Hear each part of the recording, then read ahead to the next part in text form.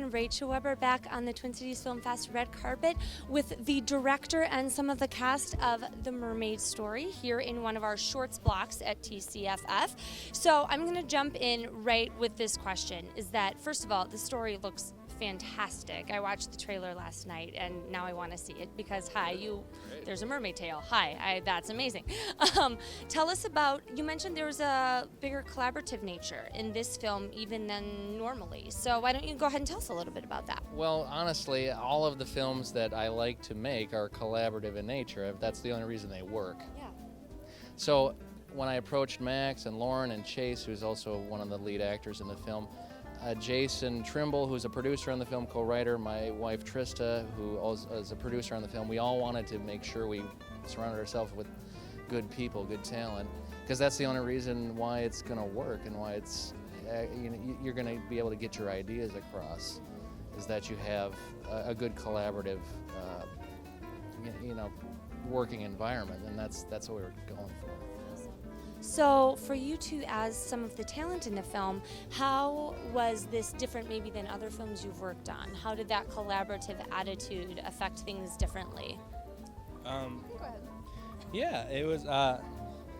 It was such like a small kind of like cast and crew, and I mean we filmed everything on like location on this awesome, beautiful lake up north called Lake Roosevelt, and I mean there was just a handful of us up there, and James gave us so much input into like our roles and really heard us out, and if we asked questions he had answers for it and everything, and so it was just really fun to act on, and it, for just being an actor I still felt super involved in the whole process of the thing, which was really special. That's amazing. I feel like that doesn't always happen, so it's really cool to hear that was the base of it all. That's awesome.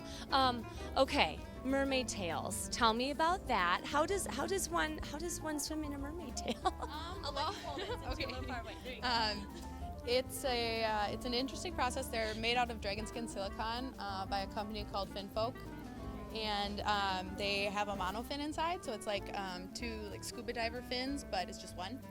So you put your feet in that, and then you roll it all the way up, and then you kind of get in the water. And they were like throwing floaties out for me, like when we would stop in between the scenes, because it was like I was like moving my legs back and forth. And then when I got out of the water, I felt like my legs were still moving, and yeah, it was funny. You don't want the mermaids to die. Yeah. No. In the middle of the lake, it's like 150 feet. Safety first. Let's take care of the mermaid, please. That's awesome. Well, guys, thank you so much for sharing your film with us here at the Twin Cities Film Fest. We are so honored that you chose us as one of the places to share it, and I hope you enjoy watching it. So much. Absolutely. Thank you.